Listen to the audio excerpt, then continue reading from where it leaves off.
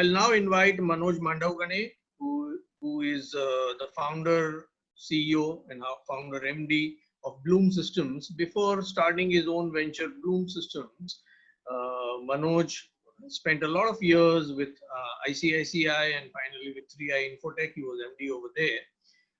Manoj, I hand it over to you, and let's quickly go through the session. In the end, please take about one question, one important question, and we move ahead. Manoj. Thank you, Mehul. Thank you. I would like to place on record my appreciation and best wishes to Mehul.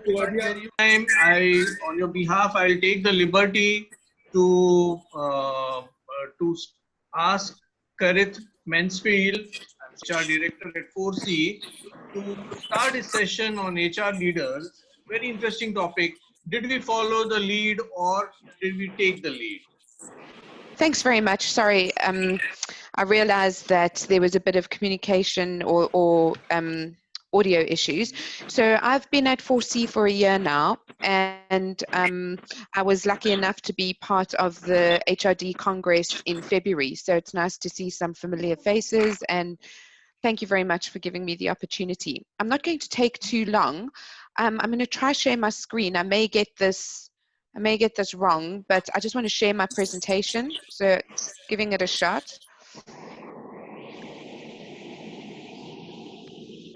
Right. Can everybody see that?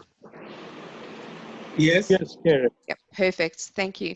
So obviously heading into our new,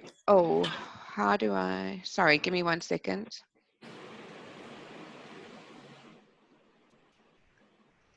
Just trying to move. Right. So as everybody knows, and this is going to be no big surprise, we've obviously coming out of or in the middle of, in different places, a global pandemic.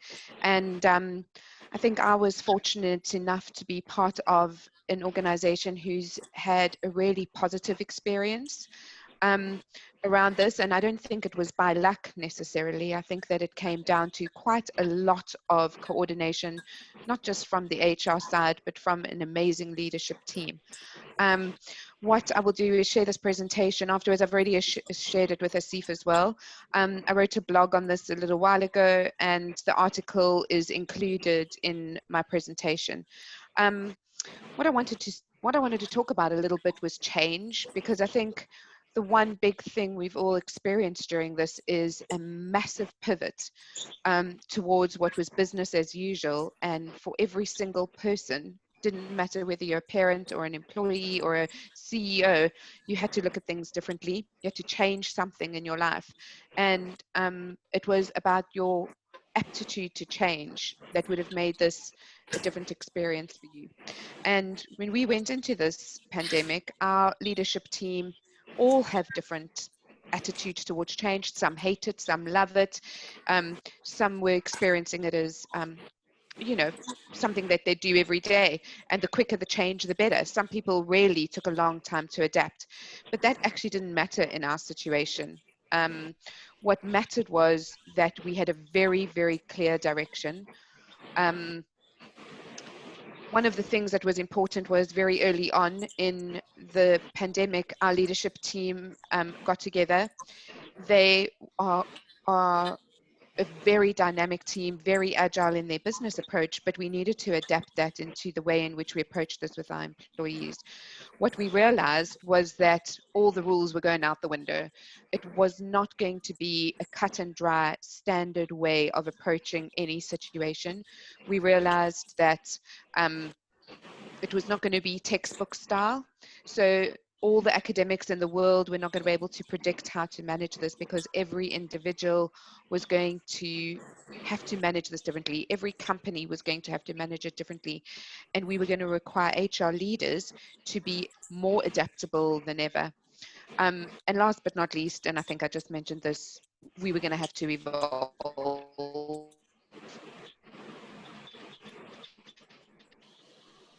And when I say we, the HR, the question that I was, and how.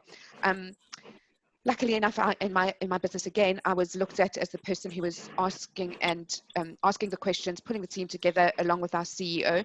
He had a very strong view of every single person's strengths and development areas, and we acted quickly and decisively. One of the things that happened was him and I agreed very early on what we would do, and he said, we are going to look to you, we're going to look to HR, we are going to ask the questions, because at the center of this is people. Emmanuel spoke about it a few minutes ago.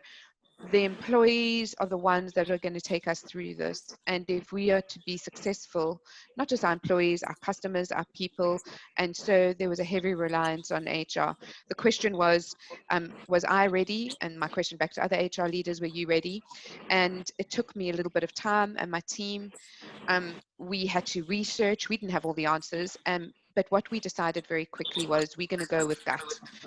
Go with our instinct, and we're going to manage the situation with some very clear steps. One, always with integrity and transparency. Even if it's bad news, know something, we'll share that with our team, and that we stuck to throughout. We took 4 key steps very early on. As an HR team, I call this hitting the gas and future-proofing our people. We are a Salesforce partner. And so what we needed to do very quickly was understand who were the top talent that we needed to protect, what policies did we need to look at. We ran through various business scenarios. The leadership team sometimes met 4 times a day during the initial stages of COVID. We agreed that we needed to revisit our data. We needed to understand what measures led to success. We looked at our strategy, and we immediately determined what kind of short, medium, and long-term strategy needed to change, and align that to not just our people, but to our overarching, also establish employees for living those, and that was integrity, customer intimacy, fairness, resilience, and strategic thinking.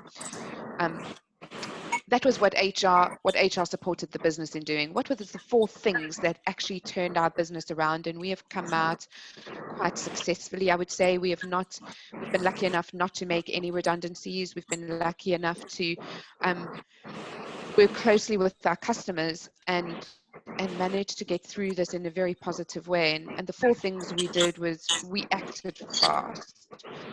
We made decisions quickly. The leadership team supported each other.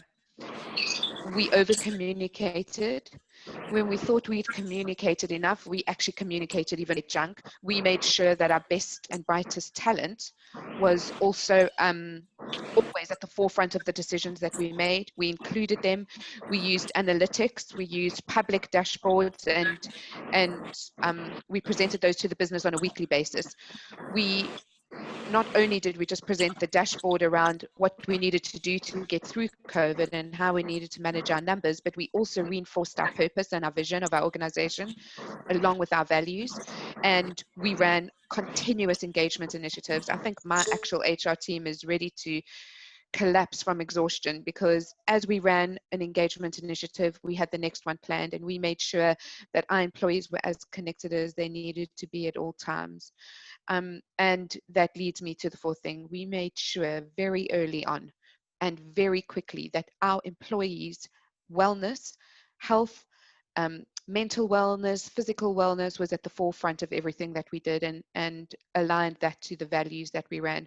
So empathy and engagement were priorities for us, which really, really pushed us through and provided us with the platform and the right engagement, not just with our employees, but then in turn with our customers to be successful through this. And that was it. I probably could have spoken for longer, but trying to keep up with the time constraint. So if there's any questions, happy to take those. Keryth, hi, Manoj here. Hi, Manoj. Well, hi. I think I couldn't take the pleasure of introducing you, but then I have a question. I just wanted to make a comment. I'm very happy to note that the HR has got a fundamental, great prominence in this particular time of pandemic. And Yeah. I just wanted to understand the compensation part. Is there anything that we did to motivate the people or any of these areas? On compensation? Yeah. No, we didn't use any compensation. All of our rewards were centered around recognition and values. So everything that we did, which is an amazing concept actually, if you think about it, was centered purely around the intrinsic reward of recognizing people, rewarding them, making sure that they were healthy and well, and it had nothing to do with the financial element of it. Okay. And anything to do with the families of the employees? Well, we are a very flexible organization. So I think we didn't care. We have very flexible working opportunities. Literally, we closed our business 2 weeks before London closed down to make sure that people could make plans. We have offered people, they can work whenever they like and wherever they like, quite frankly. And we made sure that they did that for people with families. We have a very young organization. So we don't have an enormous amount of people with children. So I guess that's slightly different. Even so, if people were protecting loved ones or shielding, we made sure that we supported them in any way that we could. We've run wellness programs every week for people, and families could have participated if they want. Thank you so much. Thank you so much. Thank you, Manoj. Thanks Thank for the you, introduction. Keryth. Thank you, Manoj. Thank you. Thanks, Asif. Thank you, Manoj, and thank you, Keryth.